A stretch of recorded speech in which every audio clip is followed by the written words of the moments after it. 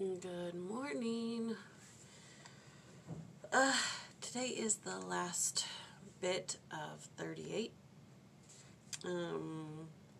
Chapters 9 through verses 9 through 14.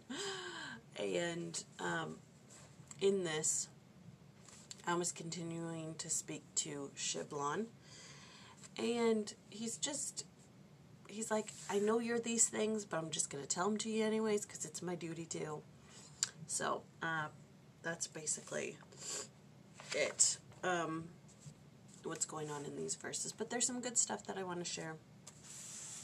Because it's talking about parenting. And yes, we all know that I am an expert on parenting.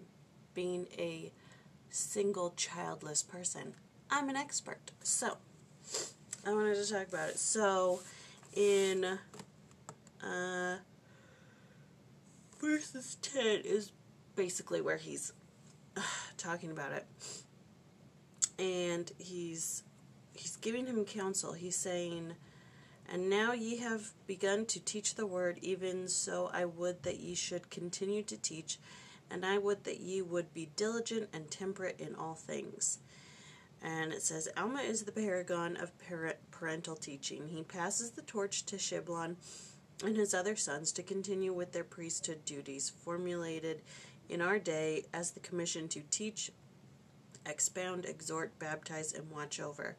And then it gives a quote by President Ezra Taft Benson about the important duties of parents to teach their children the principles of righteous living. And I'm not going to read the whole thing because it's fairly long, but I'm going to read this part of it. Okay. Parents are directly responsible for the righteous rearing of their children, and this responsibility cannot be safely delegated to relatives, friends, neighbors, the school, the church, or the state. I think that's what's kind of been happening is people are like, oh, somebody else will teach them. I'm just their parent. I don't need to do that. You know. The school can teach them what they need to know. The church can teach them what they need to know. Their friends can teach them what they need to know. I don't need to tell them about that. They'll learn it. They're fine. And without teaching your children the proper values and morals, the school teaches you. And what does the school teach? They teach whatever is popular at the time. Whatever propaganda is popular. Anyways, let's not get political, but come on. If parents were parents, none of this garbage would be happening. Okay, then it goes on and gives a quote by J. Reuben Clark. I appeal to you parents, take nothing for granted about your children. The great bulk of them, of course, are good, but some of us do not know when they begin to go away from the path of truth and righteousness. Be watchful every day and hour. Never relax your care, your solicitude. Rule kindly in the spirit of the gospel and the spirit of the priesthood, but rule, if you wish your children to follow the right path.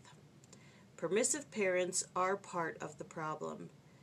Parents, stay close to your children. You cannot delegate your responsibility to the educators, no matter how competent they may be. Parents have a duty to train their children, to talk over their problems with them, to discuss what they are learning at school, and it is neither wise nor safe to leave the determination of our educational system or policies exclusively to the professional educators. Hello. Anyways, I liked this bit. It said, rule kindly in the spirit of the gospel and the spirit of the priesthood, but rule, if you wish your children to follow the right path. You can't just be willy-nilly and let your kids do whatever they want and expect them to be good people. A spoiled child is a spoiled teenager, and a spoiled teenager is a spoiled adult who whines when they have to work. Work is a part of life. Action and consequences are a part of life. You can't get away from them. And parents who blame other people for their children's problem are the problem. moving on. Okay, and then it gives a memory from Ed J. Pinniger, one of the authors, and he's telling the story about how he would do family home evening, and his wife was like, honey, I'd really appreciate it if you put a little more effort into these lessons. And he's like, what? We do fine. We have a great time together. What? And she's like, just a little more effort. And he's like, okay, fine. You want effort? I'll give you effort.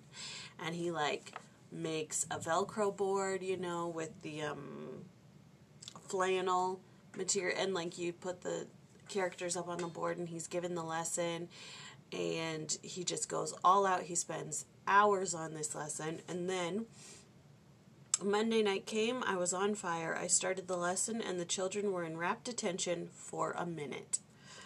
Then a child said, how long will this last? Just a few minutes, I responded, and I went on. Not more than a minute went by when another child said, did you get donuts for the treats? I stopped and assured them that I had the donuts and continued the lesson. And then it happened. One of the older children, realizing the lesson was geared to the little ones, said, Dad, I've got homework. How much longer? That did it. I burst into tears and said, I've worked for hours on this lesson and you don't even care. You can't even give me 10 or 15 minutes to help you. Silence prevailed, and then my sweetheart said, look what you have done to Daddy. Then they all started to cry. They said they were sorry. I told them I was sorry too. I told them I wanted to teach them because I loved them. Heavenly Father had asked me to help them grow up in light and truth and know the gospel of Jesus Christ. We have never forgotten that day for the greater lesson that was taught. Daddy and Mommy love us and want us to be happy, and that is why they spent so much time trying to teach us. Now all our children try to teach their children, our priceless grandchildren. I thought that was a funny little story, because how many times has that exact scenario played out in any one of our family home evenings? Where it's like, I'm bored. And you're just like, I'm trying so hard and it just doesn't happen. Amelia says it all the time. But anyways, the lesson that was actually taught was that we're supposed to spend time and effort to teach the children, to help them, because that's what Heavenly Father wants us to do, and that's what He does. He spends so much time trying to teach us and gear us in the right direction, and therefore that's how we're supposed to parent. We are supposed to parent the way that He does. That is the lesson. All right, and then it goes on to say, don't boast in your own wisdom. Talking about pride. We talk a lot about pride.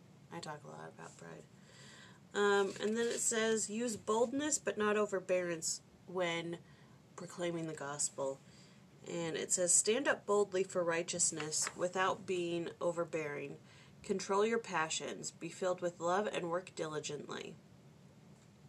And that's just, don't be shy about who you are and the things that you stand up for.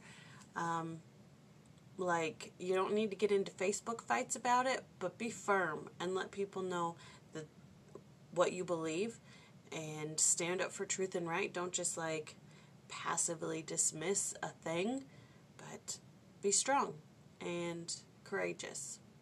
Be a disciple of Christ, basically what it's saying.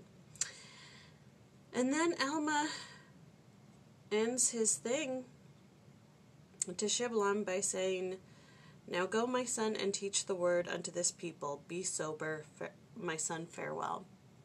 He says be sober a lot. He wants his children to be sober, and in this context, I don't think it means sober the way that we use it today in alcohol, but not somber, but calm, not hyper. Be at peace. Be, you know what I'm saying, Anyways, so that's it. That's chapter 38, verses 9 through 15. All right. I'll see you all later for church. Love you.